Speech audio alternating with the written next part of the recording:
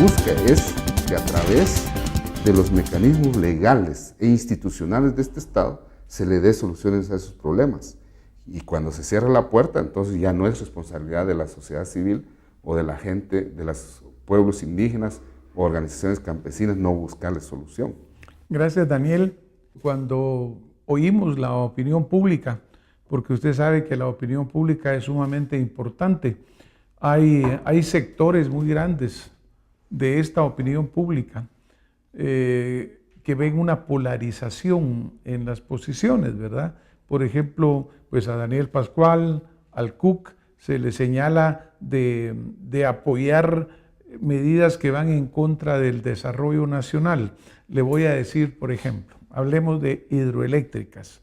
Todos sabemos que las hidroeléctricas pueden producir energía limpia, renovable, que en teoría va a hacer que la luz le llegue más barato a la gente.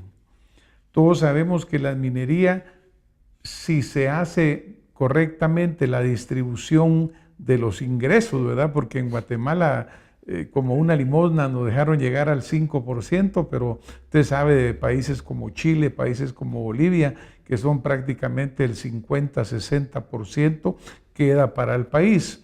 Y en fin, otra serie de situaciones. Entonces, se ve como que hubiera una oposición sistemática a esos desarrollos que pueden ser de valor.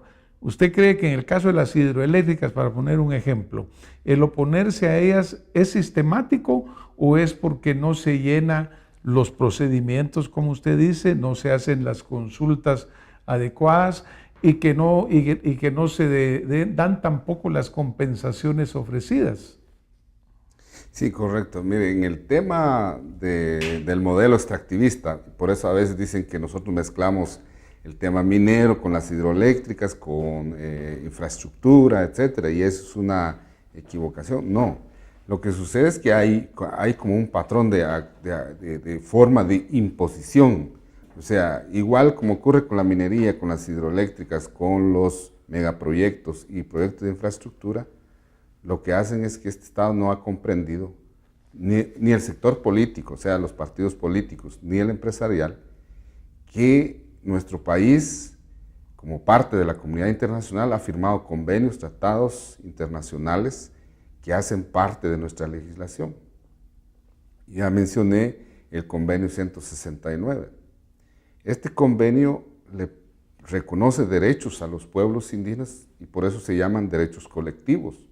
Esos derechos colectivos establecen que tienen derecho a su territorio, a su libre determinación, que sería decidir, estos pueblos decidir por sí mismos qué forma de desarrollo quieren y también qué tipo de convivencia, cómo quieren existir en un país que ha ratificado el convenio. Entonces, cuando estas empresas llegan, repito y digo, no informan que va a haber un proyecto, que va a instalar una infraestructura, no, el Estado no consulta, a pesar que las consultas se hablan de que no son vinculantes, pero con que no sean vinculantes no le quita la responsabilidad al Estado, y digo Estado porque no importa qué gobierno esté, de consultar con los pueblos indígenas.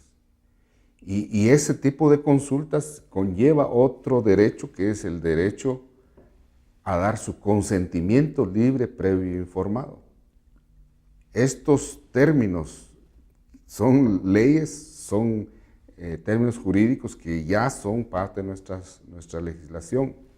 Cuando eso no ocurre, entonces hay un faltante y es en el método de cómo se hacen esos proyectos. Ahora, cuando vamos y miramos para quién o para qué es esos proyectos, es el otro problema. Porque entonces vemos que estos proyectos de minería, de hidroeléctricas y explotación petrolera, pero también los agrocombustibles, que hoy se está llenando grandes extensiones del territorio para producir caña y palma, pero ya no para azúcar, sino que para agrocombustibles.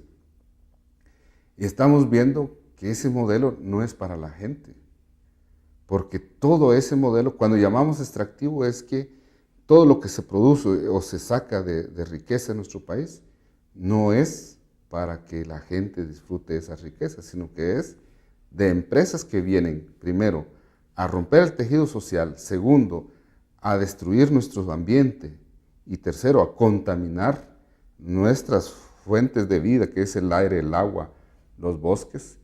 Y cuando vemos que eso no genera ningún desarrollo, entonces lo que está pasando es que ahí hay un problema de modelo. El modelo que el Estado y las empresas extranjeras, con anuencia de los diputados, porque son los que hacen esas leyes para que todo esto sea jurídicamente legal, entonces hay realmente un problema. Yo estoy de acuerdo con usted que Bolivia, Ecuador, Chile han logrado negociar que las regalías sean al revés, que sean algunos hasta incluso el 30% para las empresas y el 70% para el Estado, para el país. En otros es el 50-50. Entonces, ¿pero qué es lo que va a pasar con esos países? La destrucción de sus bienes naturales, sus recursos, el agua, el aire, las semillas, las fuentes acuíferas, lo que van a pagar ese daño son las futuras generaciones de los nietos y nietas. Ahora, como dice mucha población sencilla en sus propias palabras, dice, ¿verdad? Sí, es empleo, pan para hoy, pero hambre y destrucción para mañana. Eso sí es realmente preocupante, porque el tema que hoy los pueblos indígenas están colocando es que se necesita proteger y defender las fuentes que dan vida a un pueblo, a una nación, a un país. Y esos son las montañas, las selvas, los cerros. Hay algo que en el occidentalismo no se dan cuenta y es que los cerros, que las montañas, esos recursos minerales que tienen hacia adentro generan ciertos equilibrios en los ecosistemas e incluso que llegan a afectarnos a nosotros mismos como seres humanos, a la luna. Por eso, recordaba usted que en los pueblos las abuelas, los abuelos, tienen grandes creencias que es, digamos, cuando la luna está en eclipse, que tiene efectos en la Tierra. Bueno, esto es difícil comprender porque muchos no se nos enseña en ningún lado, pero eso que la gente está diciendo, que se está destruyendo, esos elementos que permiten armonía entre la Tierra, los seres humanos, las plantas, la naturaleza, nadie lo está valorizando, nadie lo pone en discusión para decir que hay algo más allá que el simple hecho de que si nos quedamos con el 50% de las regalías o no. Y eso que se va a destruir para el seguimiento de la vida y de los seres vivos, los seres humanos, eso es invaluable y eso creo yo que hay que comenzarlo a discutir porque entonces si queremos desarrollo podríamos tener un país súper desarrollado con carreteras, autopistas, trenes, grandes hospitales, pero ¿de qué nos sirve si, por decir así, en menos de 50 años ya la humanidad no aguantamos vivir más de 50 años, 70, porque ya es un problema pues muchas gracias, Daniel. Pues desafortunadamente el tiempo se nos acabó porque tenemos obviamente mucho más que hablar, pero vamos a invitar a que continuemos desarrollando el tema. Muchas gracias. A ustedes que nos han estado viendo y escuchando, pues han escuchado directamente de Daniel Pascual cuál es su punto de vista en diferentes aspectos, desde el problema surgido y que fue la masacre de San Juan Zacatepeques hasta de dónde se origina y por qué se están dando estos problemas.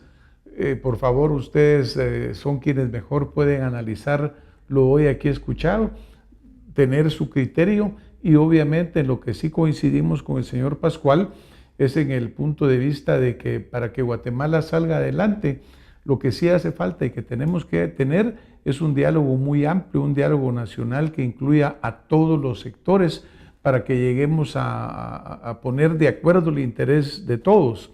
Porque mientras sigamos no oyéndonos cuando hay una discusión, cuando sigamos no poniéndole atención al otro, sino que simplemente saltándole a responder nuestras ideas, pues obviamente no llegamos a ningún lado. Ojalá que cosas como la de San Juan nunca se vuelvan a repetir, pero también lo terrible es que se van a repetir porque no estamos haciendo algo efectivo para evitar que se den de nuevo. Muchas gracias por haber estado con nosotros esta noche. Muchas gracias, Daniel, por acompañarnos. Gracias, y nos vemos la próxima semana con más acción positiva. Muy buenas noches.